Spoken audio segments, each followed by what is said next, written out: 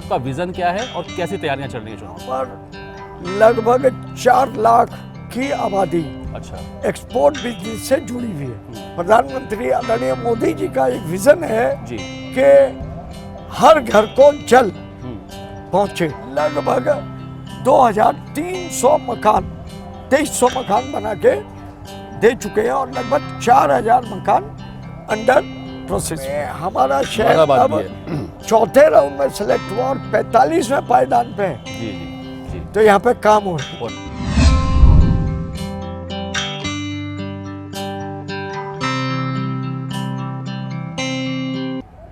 नमस्कार, स्वागत है आपका एक बार फिर से आपके खास कार्यक्रम ग्राउंड जीरो में। आज हमारे साथ मौजूद हैं भारतीय जनता पार्टी से मुरादाबाद से मेयर प्रत्याशी विनोद अग्रवाल जी। आज उनसे जानेंगे क्या है उनकी चुनाव की तैयारियां और इस बार चुनाव में किस विजन को लेकर के वो मैदान में उतरे हैं। सर, बहुत बहुत स्वागत है आपका हमारे खास कार्यक्रम ग्राउंड जीरो में। पहला सवाल, कार्यक्रम की शुरुआत इसी से करेंगे कि इस बार आपका विजन क्या है और कैसी तैयारियां चल रही हैं चुनाव की? महानगर मुरादाबाद पीतल नगरी जी एक एक्सपोर्ट सिटी के नाम से जाना जाता है और यहाँ पर लगभग 4 लाख की आबादी अच्छा एक्सपोर्ट बिजनेस से जुड़ी हुई है।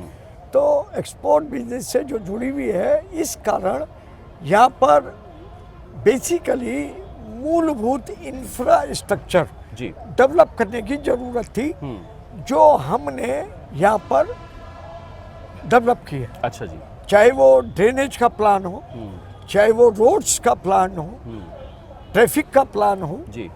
उसके साथ साथ जो हमारे प्रधानमंत्री आदरणीय मोदी जी का एक विजन है जी कि हर घर को जल पहुंचे, हम उस क्षेत्र में काम कर रहे हैं। बाकी रहने के लिए आवास, वो प्रधानमंत्री आवास योजना के अंतर्गत नगर निगम के माध्यम से जी हम अपनी जमीनों पर लगभग 2300 मकान 2300 मकान बना के दे चुके हैं और लगभग 4000 मकान अंडर प्रोसेस में। अच्छा जी। स्मार्ट सिटी होने के नाते यहाँ पर छोटा शहर है भाई, दुनिया के हजारों उन शहरों में, इंडिया में, भारत में 100 शहर सेलेक्ट किए, उनमें हमारा शहर अब चौथे राउंड में सेलेक्ट हुआ और 45वें पायदान पे है। जी जी जी। तो यहाँ पे काम हो रहा है। दूसरा सवाल, मैं चूंकि बात आप स्मार्ट सिटी की कर रहे हैं, मुरादाबाद शहर स्मार्ट सिटी बहुत जल्द बनने वाला है, ऐसा यहाँ के अधिकारियों ने भी इंटरव्यू के दौरान मुझको बताई ये बात। लेकिन अगर वर्तमान दौर की बात करें मुरादाबाद शहर की, विनोद जी, तो आपको क्या लगता है कि यहाँ की सड़कें, यहाँ की सीवर लाइनें और यहाँ की जो पानी की जो मूलभूत समस्याएं हैं, जनता कहीं ना कहीं आज भी ग्रसित है। मुझे पता है कि आप लगातार इसके लिए प्रयासरत हैं, लेकिन कहाँ वो चूक रह जा रही है कि क्यों नहीं ये चीज़ें उपलब्ध हो पा रही लोगों को? देखिए जी, दिल्ली के अंदर जब मेट्रो बनी पूरा शहर खुद गया, लखनऊ में मेट्रो पड़ी पूरा शहर खुद गया, गाजियाबाद में सीवर का काम हुआ। जब कभी डेवलपमेंट होगा, विकास होगा, तो जब विकास होगा और एक पुराने इंफ्रास्ट्रक्चर को तोड़ के नया बनाना होगा, तो ये सब तो जाहिर सी बात है, पड़ेगा। कुछ ना कुछ तो चीजें व्यवस्थित होंगी। बिल्कुल सही बात। और चूंकि पहली जो गवर्नमेंट थी, उन लोगों का मानसिक तौर पे उस कार्य को करने का विजन ही नहीं था। मोदी जी ने कहा कि नए भारत का निर्माण, जब नए भारत का निर्माण होगा तो उन्हें इंफ्रास्ट्रक्चर दोगे या नहीं दोगे? बिल्कुल सही बात है। और जब इंफ्रास्ट्रक्चर दे नहीं है तो सीवरेज पड़ेगी, सीवरेज पड़ेगी तो जाहिर सी बात है फूड होगी, और वो एक टाइम पीरियड में होती है। जी जी। उसका एक सिस्टम है कि कब वो खुदेगी, सारी चीजें देखनी होती है, सुरक्षा के मानक भी देखने होते हैं, और इसके बाद बनने के बाद उसका जो है, बनने के बाद उसका दबाना, कंप्रेशन, ये सब चीजें होती है। बिल्कुल बिल्कुल। तो ये शहर बदल रहा है, तो परिवर्तन आ रहा है तो दिक्कत थोड़ी बहुत लग रही है, पर आखिरी समय पे जब लेटर और सुनर जब ये काम हो जाएंगे, जी जी, तो एक खूबसूरती जो होगी वो देखने लायक होगी यहाँ की। एक चीज़ और मैं ख़ास तौर से 2 क्षेत्र की बात आपसे ज़रूर करूँगा, क्योंकि मैं जब ग्राउंड ज़ीरो पे गया, जब मैंने सर्वे किया, एक आपका बुद्ध बाज़ार, वहाँ पर जहाँ वहाँ के जो लोकल के जो व्यापारी हैं, जो वहाँ के निवासी हैं, और ख़ास तौर से वो खोखे वाले जिनके जो बहुत पुराने समय से वहाँ पे खोखा लगाते हैं, वो असंतुष्ट हैं, या मतलब उनको कहीं ना कहीं लग रहा है कि उनके साथ, जैसा कि आप कह रहे हैं कि चीज़ें जब होंगी तो उनको दिखाई देगा परिवर्तन, लेकिन आज के दौर में वो असंतुष्ट हैं। दूसरा एक आपका हिमगिरी बसेरा क्षेत्र है एक यहाँ पर, वहाँ पर एक खाली प्लाट में पूरे क्षेत्र का कूड़ा आज भी लोग फेंकते हैं और उसको जला दिया जाता है, और उनका कहना ये है कि साहब यहाँ कोई कर्मचारी नहीं है। क्या मतलब इस सब चीज़ों का संज्ञान जाहिर सी बात है आपको होगा, और आप इसके लिए प्रयासरत भी होंगे। क्या कुछ कहना चाहेंगे, और खासतौर से जनता के लिए क्या कहना चाहेंगे? पहले मैं बुद्ध बाजार पे आता हूँ। जी जी। बुद्ध बाजार आज से 50 साल पहले, बल्कि अब तो 70 ही कह लो, ये बिल्कुल एक रेलवे रोड कहलाती थी। अच्छा जी। वहाँ पर कुछ खोखे उस समय जो बाहर से लोग आए हुए थे उनको अलॉट कर दिए गए थे। खोखे का मतलब है टेम्परेरी। जी जी जी। टेम्परेरी का मतलब जब भी कभी चाहेंगे तो इन्हें शिफ्ट किया जाएगा। बिल्कुल सही बात। तो वो अब समय आ गया 50 साल बाद कि वो शिफ्ट होना जरूरी है, चूंकि जब इस शहर की आबादी 2 लाख थी, आज इस शहर की आबादी 15 लाख है। पहले लोग पैदल और साइकिल पर चलते थे, अब लोग कारों में चल रहे हैं, मोटरसाइकिल। पता चला कि यहाँ तक अगर उसकी जगह है, उसने उस पे 20-20, 30-30 फीट तक एनक्रोचमेंट और कर लिया। ओके, अच्छा, और बढ़ा लिया चीज़, बढ़ा लिया। यातायात की दिक्कत हो गई, यातायात निकलने में लोगों को ट्रैफिक की समस्या हुई, तो पुराना बाजार भी है वो। नगर निगम ने जहाँ तक अपनी सरकारी हदबंदी है वहीं तक उन्होंने उनको हटवाया है। सड़क चौड़ी हो रही है, लोगों को उसकी सुविधा मिलेगी।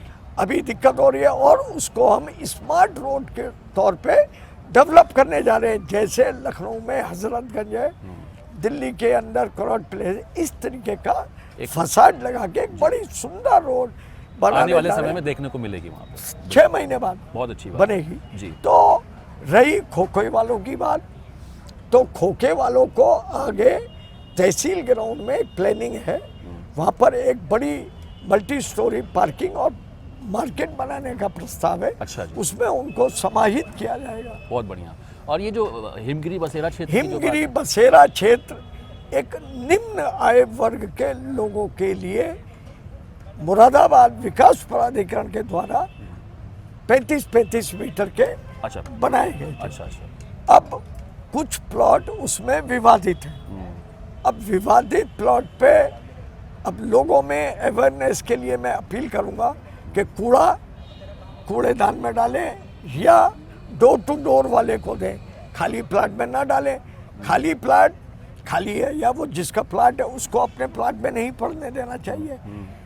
निगम अपने संसाधनों से डेली लगभग 400 टन कूड़ा प्रतिदिन उठाता है। अच्छा जी। टंचिंग ग्राउंड पे जो 6 लाख टन कूड़ा इकट्ठा हुआ है वो महानगर से उठा के हमारे कर्मचारियों के द्वारा डाला गया है। अच्छा। और सफाई कर्मचारी है वहाँ पे उस क्षेत्र में, तो जाहिर सी बात है। अच्छा जी। अच्छा। अब जो लोग डोर टू डोर वालों को पैसा नहीं दे रहे, 50 रुपये महीना, तो वो उसे 50 रुपये महीना ना दे के बराबर में डाल रहे हैं। ये उनकी कहीं ना कहीं अब ये अवेयरनेस उनसे भी अपील करूंगा बिल्कुल कि कूड़ा भी आपका, ये शहर भी आपका है, और आपका सबसे बड़ी बात आपका परिवार, आपका शरीर स्थान भी आपका है। बीमारी आपको ही होगी क्योंकि रहना आपको बार बार अपील करते हैं कि स्वच्छ रहो और स्वस्थ रहो। ये शहर आपका है, बिल्कुल हम आपके लिए हैं। बिल्कुल। अब चुनाव में आ जाते हैं, मैं समझ गया आपकी बात की, आपका कहना यह है कि लोगों में कहीं ना कहीं अवेयरनेस की कमी, और शायद यही वजह है, जैसा कि आपने बताया, कुछ लोग पैसा ना देके कूड़ा वहीं पर फेंकना ज़्यादा उचित समझते हैं, चाहे वो भले ही बीमार हो जाएं उस स्थिति में। अब धीरे धीरे लोगों में समझ आ रही है। चुनाव पे वापस आते हैं आपके, और क्या लग रहा है इस बार आपकी टक्कर किस राजनीतिक पार्टी से है, और आप जो कि जनता के बीच में हैं, क्या माहौल दिख रहा है जनता के बीच में आपको? देखो, हम ट्रिपल इंजन की सरकार जी, और उसके साथ साथ अपने काम के आधार पर जनता के बीच है। 19 गांव, बिल्कुल गांव जब ये शामिल हुए, यहाँ कोई चीज ही नहीं थी, ना सड़क थी, ना पानी थी, ना बिजली थी, ना स्ट्रीट लाइट थी, ना कुछ नहीं। जी।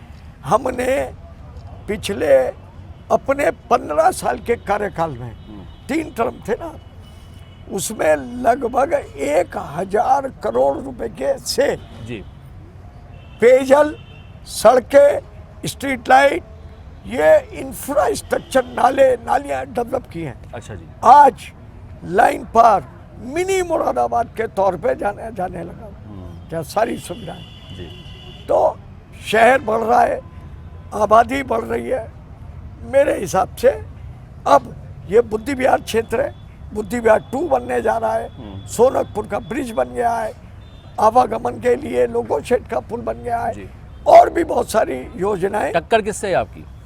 ये हमारी टक्कर ही नहीं कोई है। टक्कर नहीं है। किस लिए? अच्छा जी। हम क्यों टक्कर करें भाई, हम तो सीधे सीधे चलने वाले सीधे हैं। रास्ते चल रहे हैं और एक तरफा चल रहे हैं। अपनी लेन में चलते हैं भैया। जी, जी, जी। और अपनी लेन में विकास करा रहे हैं। बिल्कुल। मोदी जी भी, योगी जी भी, और हम भी। यहाँ जी ट्रिपल इंजन की सरकार। कहीं कोई दिक्कत नहीं है चुनाव में।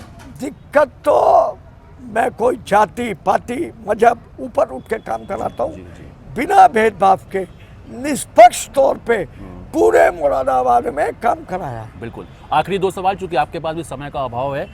विरोधी दल, क्योंकि जितने भी लोगों से मैं यहाँ पर मिला, और खासतौर से ये हर जगह देखा जाता है, उत्तर प्रदेश का चुनाव खासतौर से जब होता है, विरोधी दल ये कहता है कि भारतीय जनता पार्टी धर्म जाति को आगे करके चुनाव लड़ती है और जीत जाती है, ना कि विकास के मुद्दे की बात करती है। ये तो उनका देखिए कहना है, इसमें आपकी इतनी व्यक्तिगत राय क्या, ये मैं जानना चाहता हूँ। ये सब मेरी समझ में नहीं आ रही जी। 2 बार मैं जी समाजवादी पार्टी की सरकार में विजय मिली है। जी। एक बार माननीय मुलायम सिंह यादव जी की में, एक बार अखिलेश जी की में, जी। 2 बार भाजपा में, एक बार राजनाथ सिंह जी की में 2000 का इलेक्शन, और 2017 का भाजपा के राज में। तो मैंने तो सभी राज्य में चुनाव जीता है, जनता का दिल जीता है, और जनता का काम किया है। सुख दुख में काम आया हूँ जी। और काम आता रहूंगा, यही मेरा वायदा है। बिल्कुल। और कोई किसी से वो नहीं है, मेरा काम के आधार पे, जनता काम और के विकास के आधार पे आप चुनावी मैदान में हैं। आखिरी सवाल खासतौर से जनता के लिए, मुरादाबाद की जनता के लिए, कि इस बार फिर अगर जनता का आशीर्वाद आपको मिलता है, चुनाव जीतते हैं, तो मुरादाबाद शहर में क्या कुछ नया होने वाला है और क्या आपकी प्राथमिकताएं जो होंगी? भी मेरे विकास के कार्य आगे बढ़ रहे हैं उनको और आगे गति से बढ़ाकर करेंगे। आप गए, बुद्ध बाजार की बात करी, बुद्ध बाजार सजावट होगी, कांट रोड की सजावट होगी, स्टेडियम रोड बननी है, उसकी होनी है। एक रामगंगा के किनारे एक रिंग रोड बनने जा रही है, जिसको हम बंधा बोलते हैं। जी, जी। वो है। और बाकी बहुत काम है, गिनाने बैठूंगा तो शाम हो जाएगी। बिल्कुल। बहुत बहुत धन्यवाद, आपने अपना कीमती समय हमें दिया। तो आप थे मुरादाबाद से भारतीय जनता पार्टी के मेयर पद के प्रत्याशी विनोद अग्रवाल जी, जिन्होंने सारे सवालों के जवाब बड़ी बेबाकी से दिए, और उनको पूरा विश्वास है कि इस बार फिर जनता का आशीर्वाद उनको मिलेगा। फिलहाल ये तो आने वाला वक्त बताएगा कि किसकी जीत और किसकी हार होगी, लेकिन यहाँ चुनावी रण पूरी तरह से सज चुका है और सभी राजनीतिक दल अपना अपना जोर लगा रहे हैं। फिलहाल अगले एपिसोड में फिर मुलाकात होगी, तब तक के लिए नमस्कार।